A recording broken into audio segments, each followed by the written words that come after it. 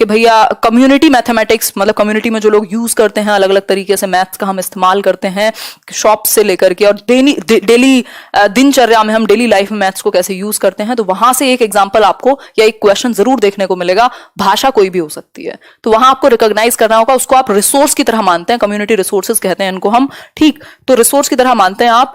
The mathematics used by illiterate shopkeeper, एक अशिक्षित shopkeeper है, कोई दुकान वाला है, मान लीजिए कोई पनवाड़ी है, कुछ भी है ना, वो क्या करता है, कोई न्यूज़पेपर ही बेचता है कहीं पर किसी चौराहे पर। अब उसका जो मैथमेटिक्स की कैलकुलेशन है या मैथमेटिक्स जो वो यूज करेगा, क्योंकि हर कोई मैथमेटिक्स का इस्तेमाल करेगा डेली लाइफ में, बिना मैथमेटिक्स के संभव नहीं है चीजें, ठीक।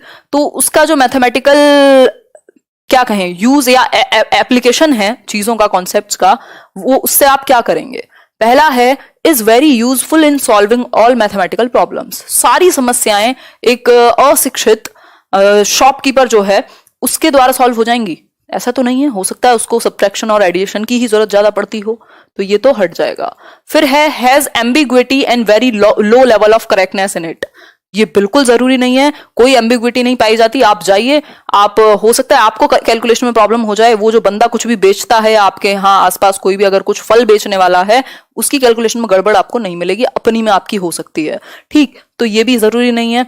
Should be discussed by the teachers in classroom as an alternate strategy in solving related problems. भाई क्लासरूम में टीचर्स के द्वारा इसको डिस्कस किया जाना चाहिए कि ये भी एक ऑल्टरनेटिव स्ट्रेटेजी है सॉल्व करने की सेम प्रॉब्लम को, ठीक है बात। और डी ऑप्शन है is not useful in the mathematics classroom. ऐसा नहीं है, कोई भी अगर कॉन्सेप्ट है बाहर रियल लाइफ से आप कनेक्ट करने की बात करते हैं, लर्निंग को एनसीएफ भी कहता है, तो जब आप रियल लाइफ से कनेक्ट करते हैं तो क्या होगा, ये बेहतर ही होगी इससे लर्निंग बच्चे की। मतलब आप बता सकते हैं कि भाई ये भी एक वैकल्पिक तरीका हो सकता है सिखाने का, या एडिशन का, सब्ट्रैक्शन का, कैलकुलेशन का, या मैथमेटिक्स को ऐसे भी यूज किया जाता है, ये भी एक तरीका हो सकता है। क्योंकि जो फल बेचने वाला है या जो कोई एक शॉपकीपर है, अब ये जरूरी नहीं है उसको प्रोसीजर आता हो कि आप इकाई दहाई लगा करके, वंस टेंस लगा करके वो एडिशन और सब्ट्रैक्शन करेगा, ये जरूरी नहीं है, बट वो कर लेगा। तो ये भी एक ऑल्टरनेटिव वे है, ये आप बच्चों को समझा सकते हैं कि ये भी एक तरीका होता है, ठीक है। यहां पर भी मैथ्स यूज होता है, ठीक। तो आप जितने ज्यादा ऑप्शंस अवेलेबल कराएंगे उतना बेहतर है बच्चे के लिए। क्वेश्चन नंबर 5 एक बार देख लीजिए। क्वेश्चन नंबर 5 है how should a teacher handle a heterogeneous group of children in a mathematics classroom. भाई गणित की कक्षा में हेट्रोजेनस ग्रुप, हेट्रोजेनस कौन से ग्रुप होंगे, जिनमें डिफरेंट एबिलिटी वाले बच्चे हों। दो तरह के ग्रुप हैं, एक है होमोजीनियस, दूसरा है हेट्रोजेनस। होमोजीनियस है सम समूह कह सकते हैं, और हेट्रोजेनस को विषम समूह कह सकते हैं, मतलब इसमें अलग अलग क्षमताओं वाले बच्चे होंगे, ठीक है बात।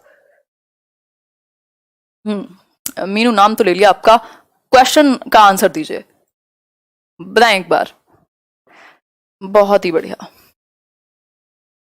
कई लोग कह रहे हैं B, by grouping all children together.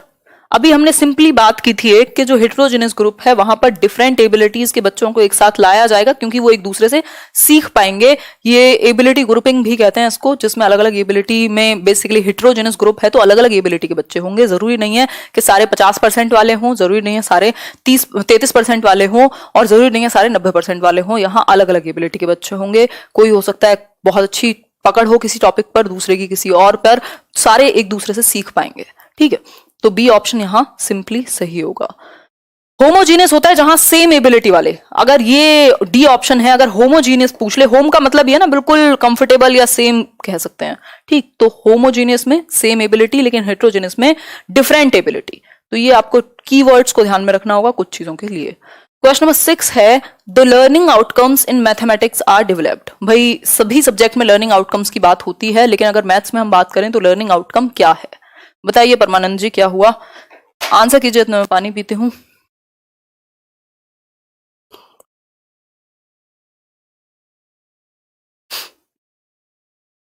यहां से ठीक है सेशन, क्या 2490 लोग देख रहे हैं, 1300 लोगों ने लाइक किया है, कहाँ हैं 1100 लोग। खुशबू बहुत बढ़िया, तैयारी करते रहिए, बाकी चीजें तो चलती रहेंगी। आंसर कीजिए,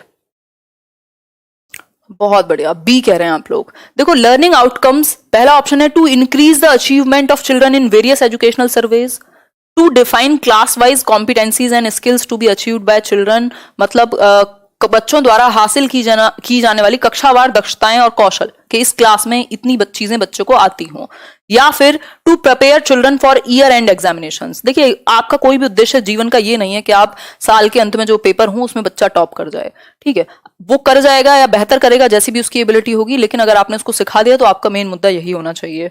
such that children may be told small steps for calculations. देखो, लर्निंग आउटकम का मतलब क्या कहते हैं हम, भाई आउटकम क्या आया, आप गए थे कहीं विदेश कमाने, क्या लेकर के आए, है ना, आउटकम क्या आया, आपने कहीं इन्वेस्ट किया, कुछ एक बिजनेस स्टार्ट किया, वहां से आउटकम क्या आया, रिजल्ट क्या है एक तरीके से। तो आउटकम की अगर आप बात कर रहे हैं, लर्निंग आउटकम की, तो मैथमेटिक्स में डेवलप किया जाएगा लर्निंग आउटकम के भैया ये रिजल्ट आए, किस बेसिस पे। तो अब यहां रीजन सही होगा, to define class wise competencies and skills to be achieved by children. भाई ऐसा थोड़ी है कि आप ये कहें कि कुछ भी सीखते रहें, आपको पता ही ना हो बच्चों को आपने कितना सिखा दिया और कितना सीखना बाकी है। तो इसलिए लर्निंग आउटकम सेट किए जाते हैं कि ये जो आप क्या कर रहे हैं, क्लास वाइज कॉम्पिटेंसीज। अगर 4th क्लास का बच्चा है तो ये चीजें उसको आ जाएंगी, उसको सब्ट्रैक्शन आता होगा, एडिशन आता होगा, ये सिमेट्री आती होगी, ये चीजें आती होंगी, तो ये टॉपिक्स उसको आते होंगे, ठीक। इसके अलावा skills to be achieved by children, और ये स्किल्स उसको अचीव कर लेनी है इस ग्रेड के अनुसार। तभी तो बोलते हैं अच्छा 5वीं में आगे तुमको ये नहीं आता, इसका मतलब क्या है, जो लर्निंग आउटकम सेट हुए थे वो अचीव नहीं हो पाए। तो स्किल्स और कॉम्पिटेंसीज क्लास के आधार पर वो अचीव कर पाए, उसको हम लर्निंग आउटकम कह रहे हैं, जो आपने एक उद्देश्य सेट किए हैं कि इसको डिस्कस करने से या इस ग्रेड का बच्चा ये चीजें अचीव कर लेगा, ये आउटकम आएगा उसको, ये सीख लेने से एक पूरे करिकुलम और सिलेबस के थ्रू जब वो गो थ्रू होगा, ठीक है बात। तो ये एक बात है, क्लियर हुई बात। सर्वेज तक सीमित नहीं है ना, कोई कह रहा है ए क्यों नहीं होगा, सिर्फ सर्वेज तक सीमित नहीं है ना अचीवमेंट। आगे बढ़ेंगे नेक्स्ट क्वेश्चन पर। नेक्स्ट क्वेश्चन क्या है, लर्निंग आउटकम्स हैं बेसिकली, आपका लेसन का लर्निंग आउटकम हो सकता है, भाई आप ये लेसन पढ़ा रहे हैं तो इसका उद्देश्य क्या है, फिर इस पूरे कोर्स से जो पूरे साल भर चला इसका क्या है, ये जो प्रोग्राम आपने कराया इसका आउटकम क्या है, इस एक डिग्री का आउटकम क्या है। तो उस तरीके से अलग अलग एग्जाम्पल हो सकते हैं। क्वेश्चन नंबर 7 है, which one of the following happenings in the classroom is an activity. कौन सी जो हैपनिंग्स हैं, जो चीजें हो रही हैं क्लास में, उनको आप एक्टिविटी का दर्जा देंगे, ठीक है। आंसर कीजिए। पहला ऑप्शन है children reciting counting in form of rhymes, मतलब कि वो जो 1 2 3 4 5 6 को गा गा के राइम कितना वो रिदम में उसको गा पाते हैं या बोल पाते हैं। या फिर चिल्ड्रन कॉपिंग फ्रॉम ब्लैक बोर्ड से वो उतारने में लगे हुए हैं, मैम साइड हट जाओ, ये कर लो, ठीक। फिर है चिल्ड्रन एंगेज्ड इन एक्सप्लोरेशन, बच्चे एक्सप्लोरेशन में एंगेज्ड हैं।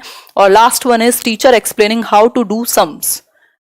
बताइए एक बार, रेसिपिएंट का काम कर रहा है यहां पर, अगर आप देखोगे बच्चे को, वो एक मैकेनिकल काम करेगा, लेकिन एक्टिविटी, आप एक्टिविटी किसको कह रहे हैं, स्पेशली कंस्ट्रक्टिविज्म जो है, रचनावाद, वो सबसे ज्यादा जोर देता है कि बच्चा एक्टिवली कंस्ट्रक्ट करे नॉलेज को, वो एंगेज्ड हो किसी एक एक्टिविटी में जिससे वो मीनिंगफुल लर्निंग कर पाए। इसका मतलब ये नहीं है कि आप कहें कि बोर्ड से लिख के देख के वो उतार रहा है तो वो भी एक्टिविटी है, ठीक। तो अगर हम यहां पर बात करें, ऐसे देखा जाए तो कुछ ना कुछ हैपनिंग तो हो ही रही है ना क्लास में, लेकिन एक्टिविटी आप किसको कंसिडर करेंगे, तो जहां बच्चा सबसे बेहतर तरीके से एंगेज्ड है, चिल्ड्रन एंगेज्ड इन एक्सप्लोरेशन, वो एक्सप्लोर कर रहे हैं कैसे क्या सीखना है, कैसा क्या कॉन्सेप्ट है, कुछ अपना दिमाग लगा रहे हैं, मतलब वो एक्टिवली कंस्ट्रक्ट है। जितना ज्यादा बच्चा इन्वॉल्व है, जितने ज्यादा सेंसेस के साथ, उतना बेहतर एक रिजल्ट आएगा, या कह सकते हैं उतना बेहतर आंसर भी होगा आपके लिए, ठीक है।